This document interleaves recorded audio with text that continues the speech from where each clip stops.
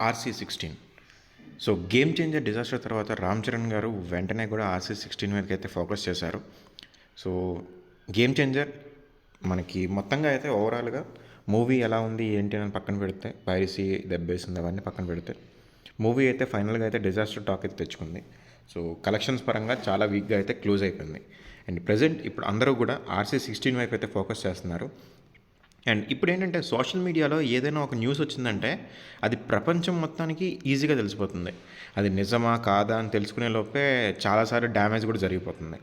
And దానికి 'game changer' కూడా ఒక ఎగ్జాంపులే. సో ఇప్పుడు తాజాగా 'రామ్ చరణ్ 16' నుంచి కూడా మ్యూజిక్ డైరెక్టర్ ఏఆర్ రెహమాన్ గారు తప్పుకున్నారనే న్యూస్ అయితే మనకు సర్క్యులేట్ అవుతుంది.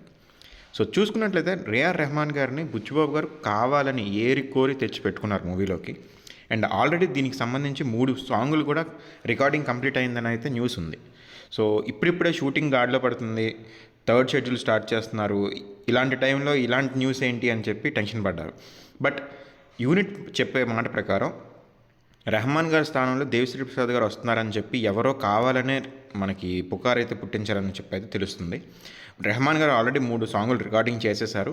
సో దాని మీద నిర్ణయం అయితే మార్చుకునే అవకాశం అయితే లేదు. అండ్ రెహమాన్ గారే ఈ మూవీకి కావాలని చెప్పి, అంటే ఆయన సాంగ్స్ విన్న తర్వాత, మూవీ స్టోరీ విన్న తర్వాత ఆయన కావాలనే ఈ మూవీని ఒప్పుకున్నట్లయితే చెప్తున్నారు. అండ్ దీంట్లో లాజిక్ కూడా ఉంది. ఏంటంటే రెహమాన్ గారు ఒక మూవీని స్టార్ట్ చేశాక మధ్యలో వదిలేసే ప్రాజెక్టులు అయితే చాలా తక్కువ. ఏంటంటే ఇటీవల సూర్య 45 నుంచి వచ్చారు, కానీ అప్పటికి మ్యూజిక్ సిట్టింగ్స్ అయితే జరగలేదు. సో వ్యక్తిగత కారణాల వల్ల దానికి టైం కేటాయించలేనని చెప్పి డ్రాప్ అయ్యారు. బట్ RC16కి ఆల్రెడీ 3 సాంగులు అయితే ఇచ్చేశారు. సో 3 సాంగులు ఇచ్చిన తర్వాత ఆయన డ్రాప్ అవ్వడం అనేది ఆల్మోస్ట్ జరగని పని. అండ్ వీటితో పాటు ఈ సాంగ్స్కి సంబంధించిన షూటింగ్ కూడా స్టార్ట్ చేయబోతున్నారు. సో ఆల్బంలో సగం సాంగ్స్ ఏమో తన పేరు మీద, ఇంకొక సగం వేరే వాళ్ళ పేరు మీద, ఇలాంటివి రెహమాన్ గారికి ఎప్పుడు ఉండదు. సో అందులోని బుచ్చిబాబు గారు చెప్పిన స్టోరీ అయితే విపరీతంగా నచ్చేసింది కాబట్టి ఖచ్చితంగా కూడా దాన్ని వదులుకునే ఛాన్స్ అయితే లేదు. అండ్ అలాగే 'గేమ్ చేంజర్' ఫలితం నుంచి మెల్లమెల్లగా ఇప్పుడే అభిమానులందరూ కూడా RC16 వైపు ఫోకస్ చేస్తున్నారు. స్టోరీ లీక్స్ కావచ్చు, అండ్ బయట చాలాసార్లు బుచ్చిబాబు గారు ఇచ్చిన ఎలివేషన్స్ కావచ్చు, అండ్ పెద్ద క్యాస్టింగ్, ఇలాంటివన్నీ అంచనాలను ఎక్కడికో తీసుకెళ్తున్నాయి.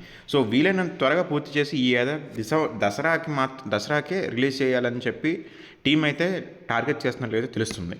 దీంట్లో జాహ్నవి కపూర్ అయితే హీరోయిన్గా ఉన్నారు. అండ్ ఇది విలేజ్ డ్రామాకి వర్కింగ్ టైటిల్ అయితే పెట్టారు. బట్ ఇదైతే అంత కన్ఫర్మ్ టైటిల్ అయితే కాదు, ఎందుకంటే మంచి రెస్పాన్స్ అయితే రాలేదు. అండ్ ఇందులో శివరాజ్ కుమార్ గారు, జగపతి బాబు గారు, ఇలా చాలామంది ఇందులో అయితే ఉన్నారు RC16లో. సో రంగస్థలం లాంటి నేపథ్యంలోనే ఈ మూవీ కూడా ఉండబోతుందని చెప్పి అయితే చెప్తున్నారు. అండ్ మైత్రి మూవీ మేకర్స్ వాళ్ళు పుష్ప 2 తర్వాత పాన్ ఇండియా లెవెల్లో నిర్వహిస్తున్న నెక్స్ట్ మూవీ ఇది.